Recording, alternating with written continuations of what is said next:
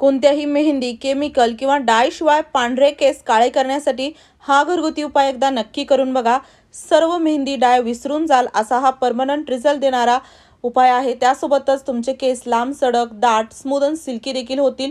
केसांसंबंधित सर्व समस्या घालवू शकता या घरगुती उपायाने. फक्त व्हिडिओ शेवटपर्यंत बघा. आवडल्यास मित्रपरिवारासोबत शेअर करा. 100% नॅचरल हा उपाय आहे. एकही रुपया खर्च होणार नाही. घरातीलच आपण 1-2 वस्तूंचा वापर करणार आहोत. चला तर यासाठी काय काय लागणार आहे ते बघूयात.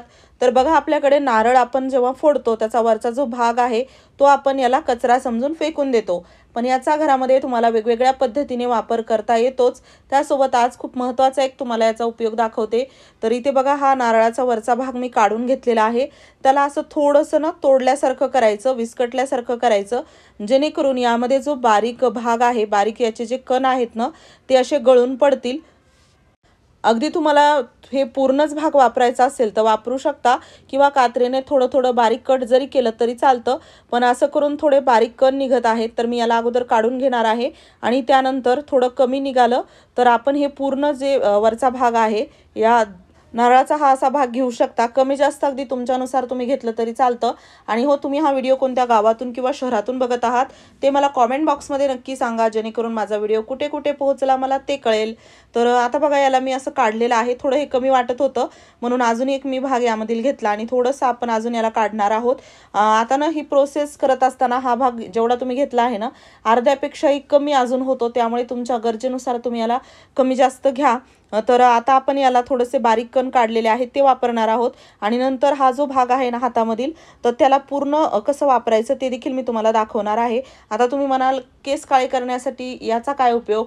याचा उपयोग एकदा करून बघा, तुम्हाला असा रिझल्ट येईल ना की तुम्ही डाय मेहंदी विसरून जाल. तर इथे बघा, आता चांगलं याला मी असं काढलेलं आहे. एका वाटीमध्ये आपण सुरुवातीला याला काढून घेऊयात. आणि गॅसवरती ना एखादं भांडं गरम करण्यासाठी ठेवायचं, म्हणजे कढई, तवा. लोखंडी असेल तर अजूनच चांगलं. मी लोखंडीत कढई ठेवलेली आहे गरम करण्यासाठी. आणि जशी ती कढई गरम झाली की त्यानंतर आपण ही प्रोसेस करणार आहोत. तर आता बघा, कढई चांगली गरम झालेली आहे. त्यामध्ये मी पूर्ण हा भाग नारळाचा टाकलेला आहे. गॅस फुल करायचा. फुल गॅसवरती याला थोडंसं हलवून आपण चांगलं गरम करून घेणार आहोत. तर चांगलं हे काळसर होईपर्यंत आपल्याला गरम करायचं आहे. अगदी वजनाने खूप हलकं असतं हे, तर लगेचच हे असं पूर्ण काळसर व्हायला सुरुवात झालेली आहे, बघू शकता. आणि मी जसं म्हणलं, तुम्ही जर हे आता एवढं घेतलं ना तर यापेक्षा अर्ध्यापेक्षाही कमी ह्याचं प्रमाण होतं ही प्रोसेस झाल्यानंतर. त्यानुसार गरजेनुसार घ्या. तर आता बघा, चांगलं ना 7-8 चमचे असेल. तर हळूहळू करत हे अगदी 1-2 चमचेच एवढं राहील. तर आता आपण याला चांगला असा हलवून घेतलेला आहे. काळसरपणा देखील तुम्ही बघू शकता, लगेचच यामध्ये दिसायला सुरुवात होते. गॅस फुल केल्यामुळे प्रोसेस लवकर होते. तर आता हे काळसर जे आहे ना तर ते खूप कमी झालेलं आहे.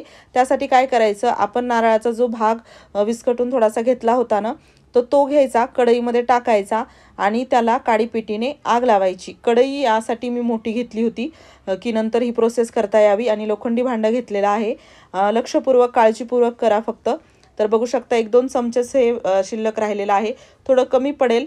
तर काय करायचं, सुरुवातीलाच तुम्ही हे करू शकता की हे घ्यायचं, असं कढईमध्ये टाकायचं आणि त्याला थोडीशी आग लावायची. तर बघा, काही सेकंदातच आग पूर्णपणे विझून जाते आणि चांगला यामधील पूर्ण हा भाग काळसर आपल्याला मिळतो.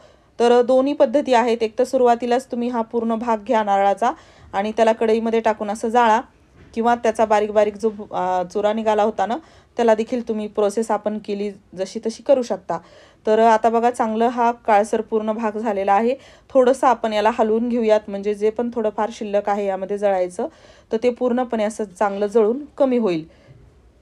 तुम्ही हे कमी जास्त जरी घेतलं तरी चालतं तुमच्यानुसार, किंवा एकदाच तुम्हाला भरपूर बनवून ठेवायचं असेल तर ते जरी बनवून ठेवलं तरी काहीच हरकत नाही. तर गॅस बघा, आता मी बंद केलेला आहे आणि बघू शकता, याला आपण भरपूर असं बनवलं होतं तरी शेवटी हे असं 3-4 चमचे झालेलं आहे. आणि एवढं पुरेसं आहे. तुम्हाला कमी जास्त तुम्ही बनवू शकता. आता यानंतर याला गाळणीमध्ये टाकायचं आणि चांगलं याला व्यवस्थित आपण चाळून घेणार आहोत. अगदी यामधील जे मोठे मोठे कण आहेत ना ते आपल्याला नको आहेत. त्यामुळे ही प्रोसेस करणं खूप गरजेचं आहे. बारीक जी पण तुमच्याकडे चाळणी असेल, गाळणी, त्याने व्यवस्थित आपल्याला याला असं करून घ्यायचं आहे. आणि हो, बऱ्याच वेळा ना पांढरे केस जे आहे ते वयोमानानुसार होतात.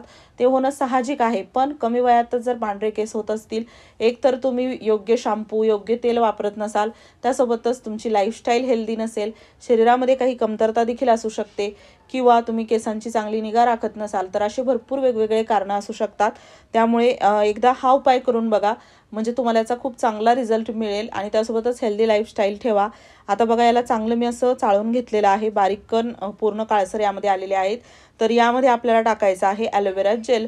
कोरफड, तुमच्याकडे फ्रेश कोरफड असेल तर तुम्ही ती देखील यामध्ये वापरू शकता। तर याला ना थोडंसं बघा आपल्या हा भाग किती आहे काळसर त्यानुसार कमी जास्त इथे आपल्याला हे ॲलोवेरा जेल वापरायचं आहे। तर 1 चमचाभर मी हे ॲलोवेरा जेल घेतलेलं आहे, ते आपण यामध्ये टाकून चांगलं याला व्यवस्थित मिक्स करणार आहोत। आता बघा इथे ना आपण ॲलोवेरा जेल जे आहे ते कमी जास्त अगदी आपल्या गरजेनुसार घेतलं तरी चालतं। आता थोडंसं हे असं पातळ असं झालेलं आहे, तर हे आपल्याला असंच हवं आहे, कारण की ना जास्त जर पातळ केलं ना तर ते आपल्याला लावता येणार नाही। आता तुम्ही म्हणाले खूप कमी झालेलं आहे, जसं की मी म्हणलं सुरुवातीला जर तुम्ही 1-2 नारळाच्या पूर्ण वरचा भाग घेतला ना तर जास्त हे तयार होईल। आणि त्यानंतर इथे यामध्ये मी टाकलेलं आहे थोडंसं तेल। तर तेल बघा इथे तुम्हाला जे पाहिजे ते तुम्ही वापरू शकता। मी ते मोहरीचं तेल वापरलेलं आहे, कधी कधी मी कोकोनट ऑइल टाकून देखील वापरते, वेगवेगळं असं मी ट्राय करते। तुम्ही पाहिजे तर बेस ऑइल म्हणून अगदी आपलं खोबरेल तेल टाकलं आणि वापरलं तरी चालतं, जास्त नाही 1 चमचाभर टाकायचं आणि अशा प्रकारे चांगलं याला एकजीव करायचं, मिक्स करायचं। आता याला बघा तुम्ही एक तर ब्रशने लावू शकता किंवा हाताने जरी असं लावलं तरी चालतं। नंतर हात धुतले तर पूर्ण काळे डाग निघून जातात, राहत नाहीत हाताला। त्यासोबतच तुम्ही जर अजून एक जर हात घाणू द्यायचे नसतील तर आपली कॅरी बॅग हातामध्ये घालून कापसाचा एक छोटासा गोळा घ्यायचा आणि कापसाच्या गोळ्याच्या मदतीने देखील तुम्ही याला लावू शकता। तर आता याला कधी कुठे कसं लावायचं मी केसांवरती तुम्हाला लावून दाखवणार आहे। तर बघा आता जसं मीडियम साईजचे केस असतील ना तर तुम्ही याला अशा प्रकारे थोडंसं कापूस घ्या, त्यामध्ये भिजवा आणि त्यानंतर बघा आपले जे केस आहेत ना त्याची लांबी, केसांच्या लांबीवरती देखील बऱ्याच वेळानं पूर्ण केस असे लांब सडक पांढरे झालेले दिसतात किंवा काही काहींचे कसं फक्त असे थोडेच अर्धवटच केस पांढरे झालेले असतात। तर अगदी तुमच्यानुसार गरजेनुसार तुम्ही याला लावायचं आहे। आणि जिथे जिथे पांढरे केस आहेत, जसं की आता बघा आपल्या केसांवरती हे कसं लावायचं, असं कापसामध्ये थोडं भिजवून घ्यायचं आणि हळूहळू पार्टेशन करायचं, पार्टेशन करून असं लावायचं। सध्या तुम्हाला माझे केस पांढरे दिसणार नाहीत, कारण की भरपूर दिवसांनी मी हा घरगुती उपाय करते, खूप चांगला रिझल्ट आलेला आहे। असं नाही की एकदा लावलं की लगेचच तुमचे पांढरे केस काळे दिसायला लागतील, पण काही दिवस जसं तुम्ही आठवड्यातून 1-2 वेळा याचा वापर करा। केस धुण्याच्या अगदी 1-2 तास अगोदर जरी लावलं तरी चालतं आणि त्यानंतर एखाद्या सॉफ्ट शॅम्पूने केस धुवून टाका, तुम्ही बघाल हळूहळू तुमचे पांढरे केस कमी व्हायला लागतील। त्यासोबतच केसांच्या ज्या समस्या आहेत त्या देखील अगदी नाहीशा होतात आणि खूप चांगला बेस्ट रिझल्ट मिळतो। एकदा ट्राय करून बघा, काही प्रश्न असतील तर कॉमेंट बॉक्समध्ये विचारा। त्यासोबतच व्हिडिओ आवडला असेल लाईक करा, शेअर करा, चॅनलवरती नवीन असाल तर सबस्क्राईब करायला विसरू नका आणि पूर्ण व्हिडिओ पाहिल्याबद्दल मनापासून धन्यवाद। चला तर मग परत भेटूया।